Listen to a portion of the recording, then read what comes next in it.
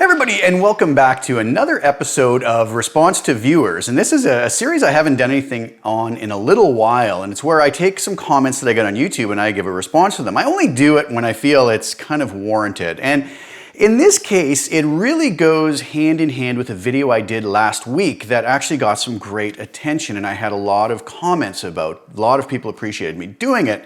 And that video was which modeler is the best modeler. Now, some folks didn't like that I named it what I named it, and they got very upset about it, which I kind of chuckled at because, you know, I'll name my videos how I would like. But the point of that video was very simple. I went very in depth about the fact that most folks who are comparing, let's say, two modelers to find out which one they prefer, when they're doing listening tests or doing tests to compare the two, they oftentimes do them in a very incorrect manner, therefore forming their opinions in an incorrect manner that's not going to give them a valid ability to actually know which one they prefer. Things such as confirmation bias and just allowing themselves to compare maybe audio files of different volume or different performances. So these are all things I went very in depth on. I had a lot of people contact me and thank me for that video because it's something that also frustrated them. So I think it was a very important video. I'm gonna have a link to that below, and you can go watch that if you're interested. It's a bit of a lengthy video, but it kind of had to be to discuss all the things I wanted to talk about. Now, I also did a video recently about reverbs and comparing the Helix reverbs, which are oftentimes spoken down about by a lot of folks, to some others, Strymon Fractal FM3, Strymon Blue Sky, sorry, Fractal FM3, and an IK Multimedia plugin. I did kind of a blind test. And when I did the results reveal, I had a comment by a viewer of mine who I'm not going to get into the names of who's who or what's what. This guy got a little bit carried away with trying to insult me and whatnot as well, which I don't care about. That's fine. That's more of a problem of his. But I don't want to get into this, calling out people by name, although he uses a handle that it isn't his real name anyway. So, but if anybody wants to look at the exchange we had, and there was a couple others I think in there discussing it as well, you can go to, and I'll have that link below too, the results reveal video for the reverb video I did recently, and I pinned that comment to the top as I oftentimes do with some bizarre comments or people who are just acting rude just to put it on full display. I always find that's an enjoyable way to kind of expose people who are acting in a manner they shouldn't be. So anyways, let's dive into what the claim is. So the claim is that the Helix, when we add blocks to a Helix path, that somehow those blocks degrade the signal quality, degrade the tone, even if, and this was the big kicker, even if those blocks are in bypass. So bypassed blocks on a Helix path collectively degrade the tone as we go. So a lot of you folks out there are gonna go, what a bunch of hogwash, it's just totally ridiculous. And I kind of had to read it twice and go, is he really saying what I think he is? And I did confirm with him that that was actually his beliefs. So some folks might say, well, just ignore it and don't bother responding to this. And that is one way to do it. But the other problem with this is, and that's why I've done some videos in the past about some of these sort of internet myths about modelers and audio that are very easily disproven. But the problem is, every now and then, one or two of these myths get through. They get propagated. A lot of folks jump on the sort of new bandwagon, start spreading the information as fact and reality and truth. And next thing you know, there's a lot of confused people who are maybe buying a modeler that didn't do what they thought it would do or sound the way they thought it would. And again, this is not a video about me saying, if this modeler is better or worse. That's going to be a personal opinion. But these myths get propagated and end up causing problems. One example that I debunked recently was this idea, and I don't know where it got started, but I was reading it constantly in forums, and I was getting people sending me messages about it, asking me, saying, your presets are too loud. I go, what? What do you mean they're too loud? Are they causing clipping or distortion? No, they're just too loud. Because for some reason, somewhere out there, and I don't know where this started, but it was spread around so much that all of our presets in the Helix must sort of stay at unity gain with the instrument level that's going into them. And if we don't, that somehow it degrades the quality of the tone of the Helix. I proved this false scientifically using null tests and showed that that is absolutely not the case. In fact, the best way to work is to get the highest signal to noise ratio out of the helix without getting close to where we're going to have distortion. Now, if you want to put your presets lower like that and it works for you, then that's fine too. I would never question anybody who's doing that for a specific reason. But I'll give you an example. One of the problems that I was getting lots of questions about, people were saying, I'm not getting enough volume out of my power cab or my FR.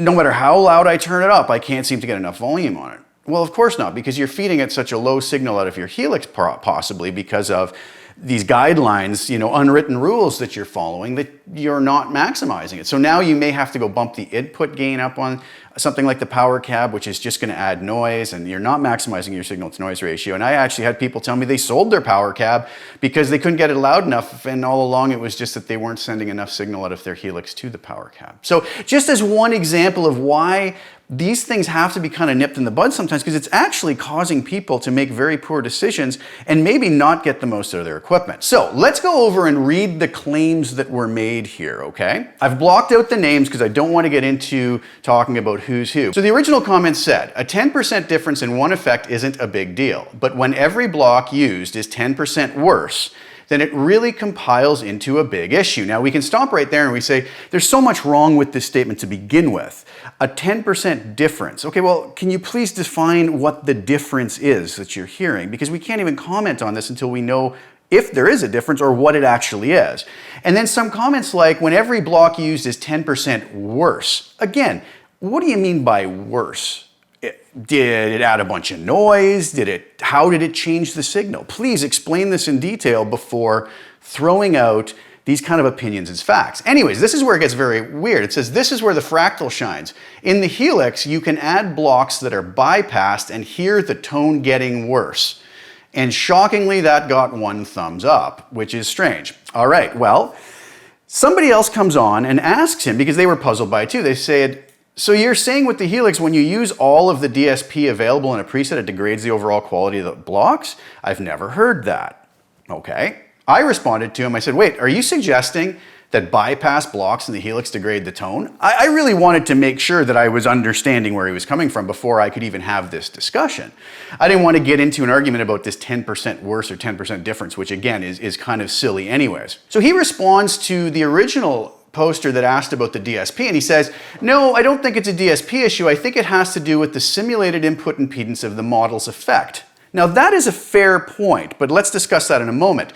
Jonathan Cordy made a video about it the other day. By the way, Jonathan Cordy, I love John's playing. He has a great YouTube channel. He does a lot of great Helix content too, so go give his stuff a view.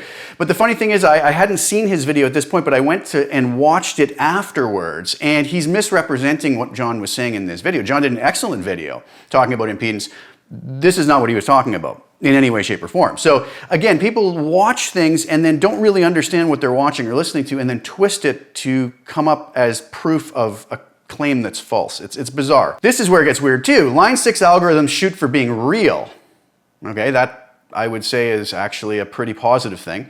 While Fractal shoots for sounding good. I don't really think I agree with that. I would assume Fractal is also trying to model the components in an accurate, real way as well. So sometimes what real doesn't always lead to the best product, so they snip out all the bad. Well, that's a pretty large assumption to make. This is why in larger venues, the Fractal maintains its sonic integrity, but Helix sounds more like a recording of a recording of a recording. Well, this is where it really goes off the rails, right? Because I've personally done blind tests of the two. And this whole idea of, oh yes, but see in a live venue. Well, I've also gone to see good friends of mine play live with the Helix. One good example is Chris Robertson from Blackstone Cherry. We went to see him and hung out with him, I don't know, maybe a year and a half ago. And he was playing through Helix in a power cab straight into front of house. And it was one of the most massive, amazing guitar sounds I ever heard. So this kind of nonsense, again, is just, you know, talking without having any proof of comparing the two. And if you did a proper comparison in that, you would find that it's pretty much just nonsense. So I try to just understand him more here, and I respond, which models in the Helix are you referring to specifically that degrade the tone when in bypass, if I'm understanding you correctly? And I really, truly am trying to understand him correctly here. But let's go back and discuss this simulated input impedance for a second on the Helix. This is an important point, and I know it's one thing that a lot of folks will try and talk about. Now, The auto input impedance and the adjustable input impedance of the Helix is a feature that Line 6 has built into the Helix. It is not something you must use, okay? Most audio interfaces and modelers that I know of that have an instrument input usually are fixed at 1 megaohm. It's very standard. So the Helix folks have said, well, let's give the ability to change that. Another device I have is the IK Multimedia AX.io, which gives a variable impedance knob, which they call Z-tone on it, which is a very nice feature. If you don't want to use it, turn it off, you're fine. But to criticize a company for having this ability is interesting. Now, what he brings up here is partially true. He says he thinks it has something to do with the simulated input impedance of the model's effects. Now, what Line 6 has done with some of the effects blocks, they have made them react like the original model. Something like, let's say, the arbitrator fuzz. If that arbitrator fuzz originally had an input impedance of X, whatever that might be, they've modeled that. So, if that's the first block in your chain and you have the impedance set to auto, it will react with the proper impedance setting for that particular model. Now, some folks don't like this. Well, that's fine. You turn off the auto impedance setting and you set the impedance to whatever other settings you would like to. It's just that simple, really. Now, a lot of folks complained that in earlier versions of Helix firmware, that first block, whether it was engaged or disengaged, bypassed or turned on, it still controlled what the auto impedance setting was. Well, they've fixed that in firmware 3.0. Now we can choose to have the first block dictate the auto impedance or the first enabled block, which really gets rid of any argument about this. You can do whatever you want here, and I think that's a great thing. That's a feature. But to say that that's the issue in why you think that adding bypassed blocks is somehow going to change the sound or degrade the tone, that doesn't really add up because it's only the first block that is going to do that. So we could have that first block set the impedance. Adding the other blocks after is not going to change anything. Okay, and as I will prove in just a moment. So the impedance thing is a silly, silly argument to use in this case. If you put something like the arbitrator fuzz on and you don't like the sound of it on auto impedance, then set it to something else. I showed in my video about arbitrator fuzz, you can use snapshots to change with the engagement of that pedal, but now we don't even have to worry about that. We can simply set it in the global settings that we either want the first block to control it for the entire path, whether it's on or off, or we can have the first enabled block on or off. So there's no issue here. It's not causing a problem. This is actually a feature that the Line 6 folks have built into the Helix, which I think is actually really well thought out, but others may have different opinions, and that's fine.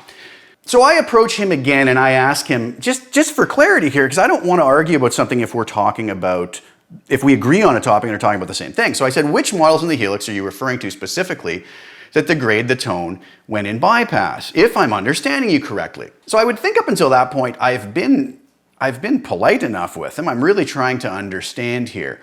And usually I find when people start to find that they're going to lose an argument, they start to then attack. They'll call you names, they'll call into question things about you. It's a very bizarre thing in the internet. I wish it would stop because I wish we could just have more civil discourse about this stuff and really try to get to the bottom of things in a truthful manner so everybody learns from it, myself included. I've learned so much from so many folks that have pointed things out and said, oh, I never realized that. That's wonderful. I will use that from now on. I'll give you full credit for tuning me into that. That's how we all learned. I learned everything I know by studying other people's opinions and ideas and then weighing those against things that I have proven or disproven in the most scientific manner I can imagine. I think that's the way we should all go about it.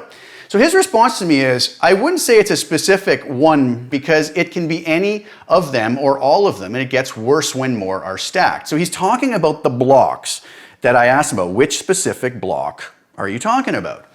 But in order for you to A-B it, you have to switch back and forth between a patch with blocks, all bypassed, and a completely blank patch with no blocks.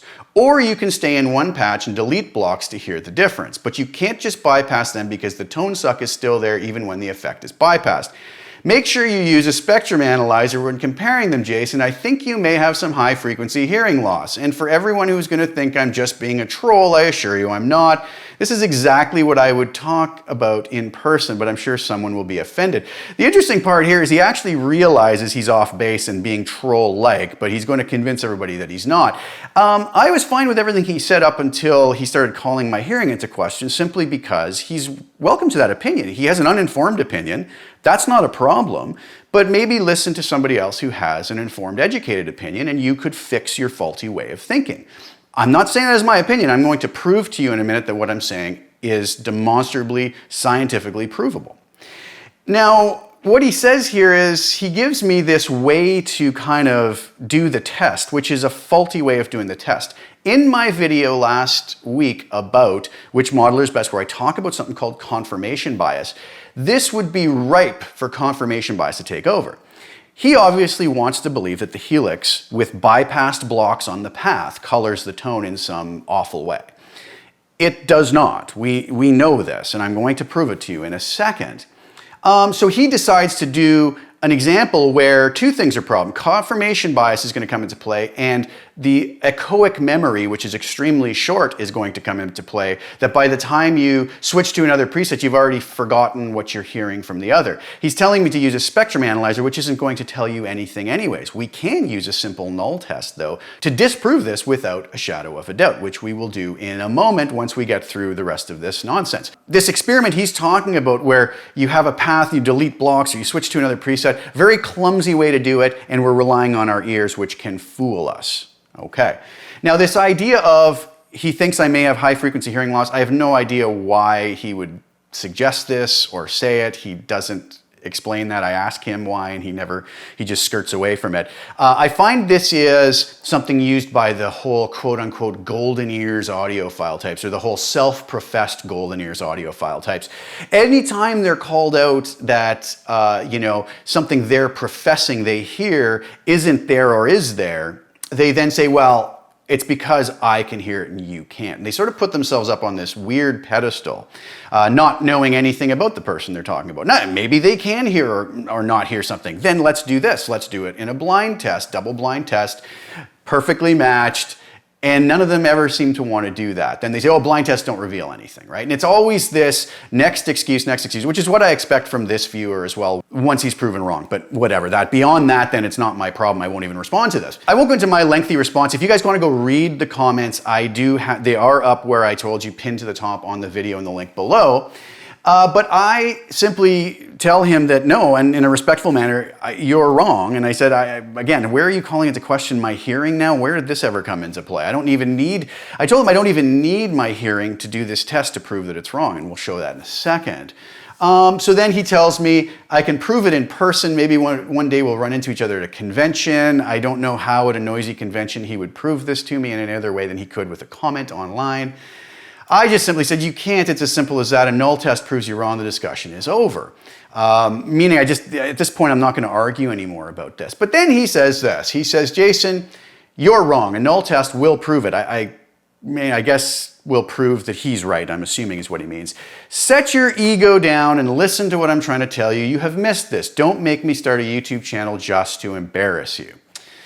Okay, here we go. Again, this whole thing of, oh, it's your ego in the way. And I've had this used against me a number of times, one very recently, and it's really comical because there's no ego involved in saying, I am happy to be proven wrong. But when I have scientifically already proven something correct, I'm not going to sit there and say, well, maybe you're right. No, I'm sorry. This is going to cause issues for people who come along and read this and possibly believe it, as I have experienced with so many other issues. And then I have people flooding me with questions to, the one I was talking about with the sort of unity gain with the guitar input. Then I'm getting tons of questions about why is my power cap not loud enough? Why am I having these other issues?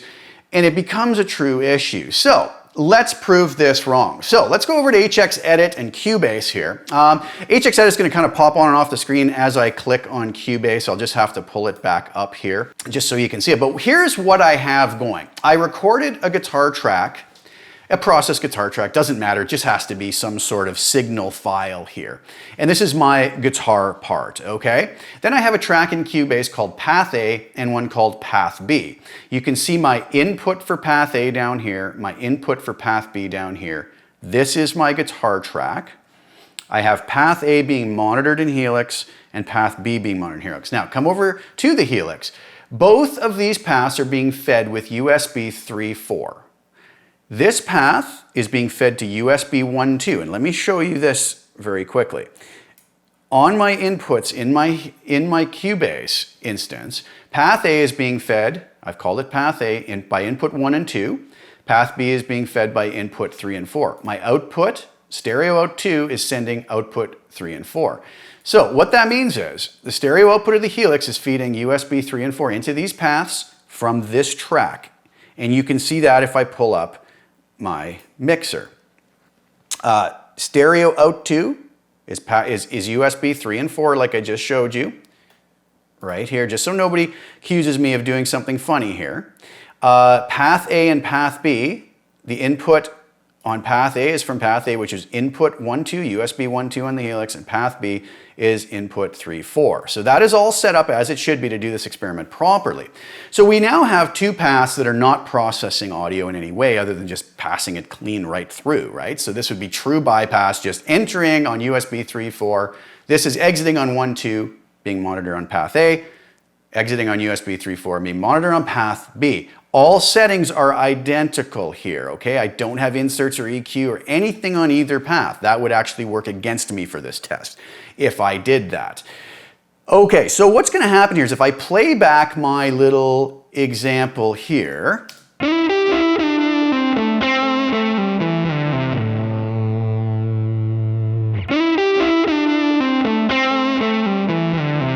we hear audio coming out of both of these paths, okay? And I'm gonna mute these one at a time in both just so you can see what's happening here.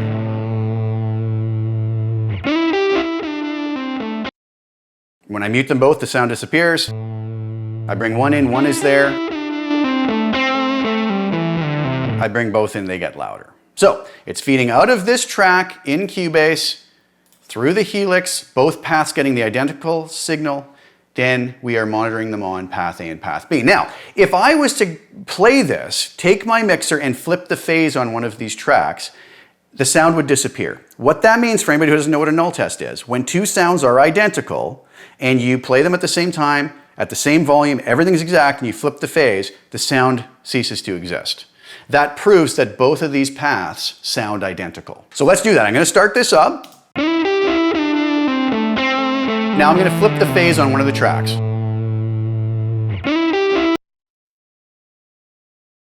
What you will notice is our stereo out meters here slowly fade away. The sound's already disappeared, but they slowly fade away. Takes them a second, but down to minus infinity. That means we are listening to two identical sounds here. Path A and path B on the Helix are processing things identically, as we would expect. Okay.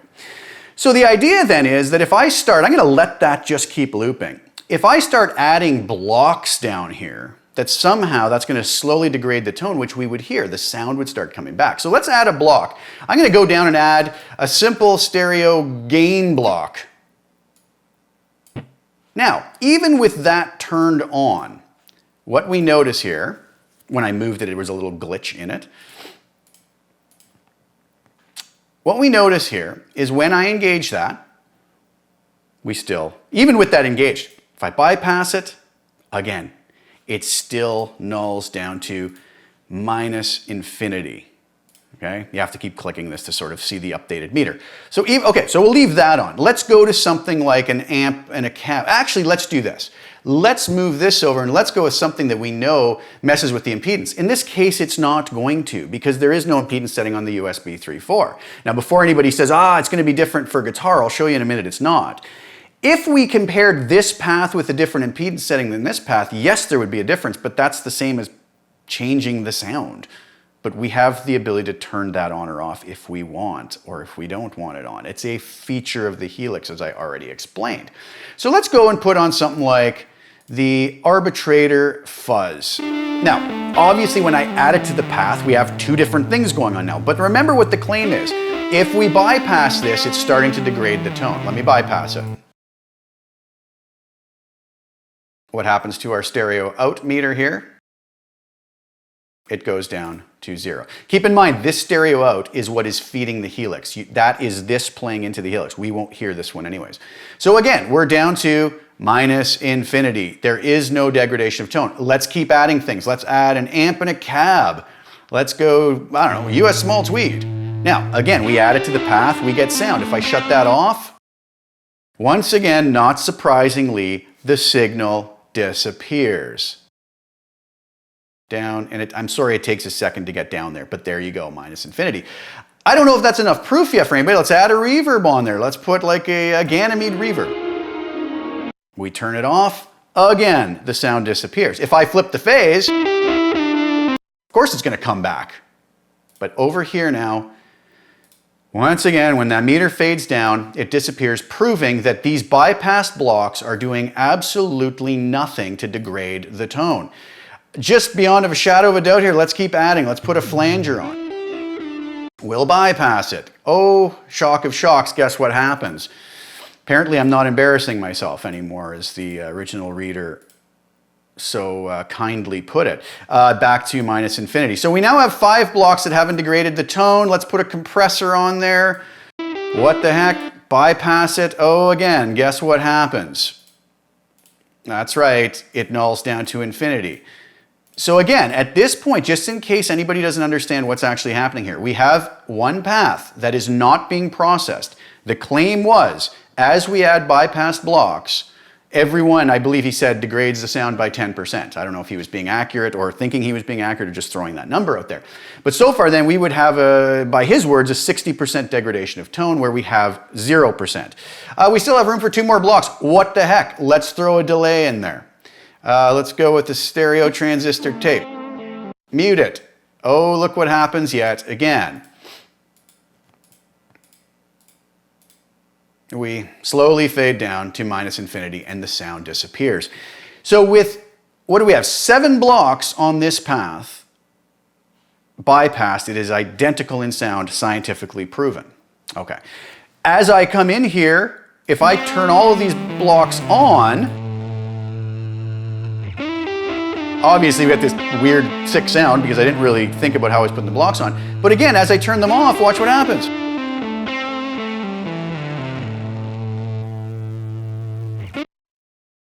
The sound instantly disappears. I don't need a spectrum analyzer. I could not be able to hear in any way, shape, or form and still be able to prove this wrong simply by using the meters. If I'm getting a null down to minus infinity, then there's no difference between the sounds. Now, some folks might say, oh yeah, but what if a guitar was plugged in? That's the difference. Let's try it out. All right, so here I am now with my Vigier Expert guitar, one of my favorite Strat style guitars. Now, let's come over here and flip the phase back. Now, what I've done on the Helix is I've changed both inputs to guitar. You can hear we have signal coming through. It's completely unprocessed signal, but it's still signal. Okay, fine, no worries there. Now, if I still have the guitar going in here, same thing, I'm just not feeding the existing recorded guitar. My input impedance is set to auto, but now here's the thing, I can only set this to auto on both. There's only one guitar input with an input impedance setting on the Helix, so there's no way of saying, well, what if we set one to 1 mega ohm and one to this? Well, they're going to be different then. That's the whole point. We've set them different.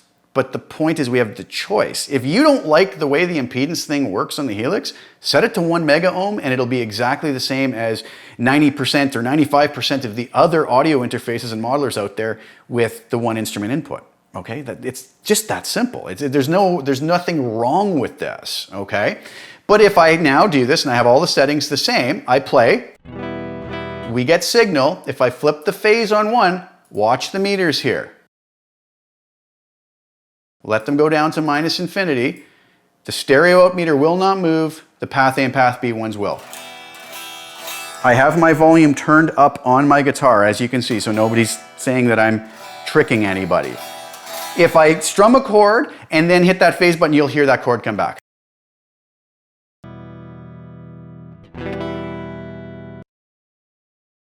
Meaning again, this path with no blocks and this path with a bunch of bypass blocks are identical in sound.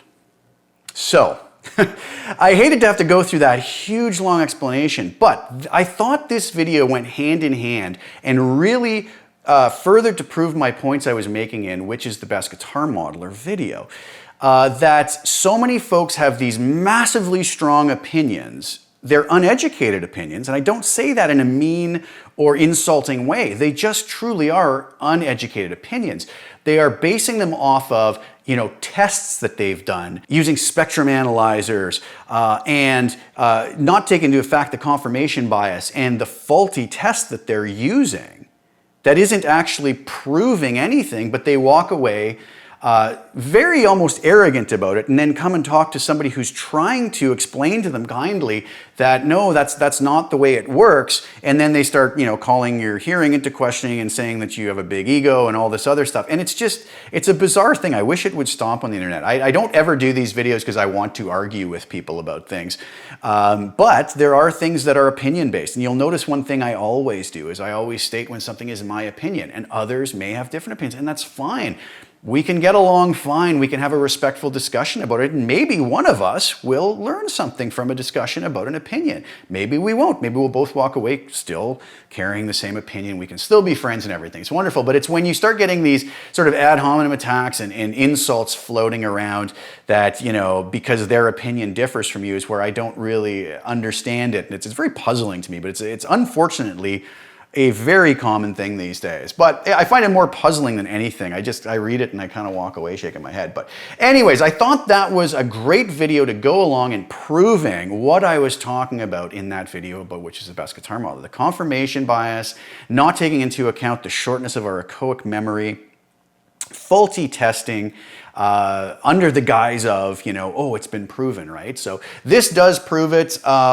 I don't know if anybody ever actually believed that the Helix would degrade the tone with bypass blocks on it, but I figured I would nip it in the bud because I have had to spend a lot of time doing other videos where I am debunking these myths that somehow get spread around, and I'm not even sure where they get started, but somehow they do. And I guess that's what we have to live with in internet world. So anyways, I hope you guys enjoyed that. And I hope that kind of makes it a little more clear how to really prove this stuff, we have to do the tests properly. We have to figure this out in a way that, supports truth and reality and not just propagating uninformed, uneducated opinions. So thanks so much for watching, guys. If you want to check out the original conversation that prompted this video, like I said, the link to the video is below and that comment is pinned to the top, and you can go and read that and how I kind of talked to him about it and tried to convince him otherwise. But he didn't believe me. Hopefully he does now. I have a feeling he may not, but anyways, whatever.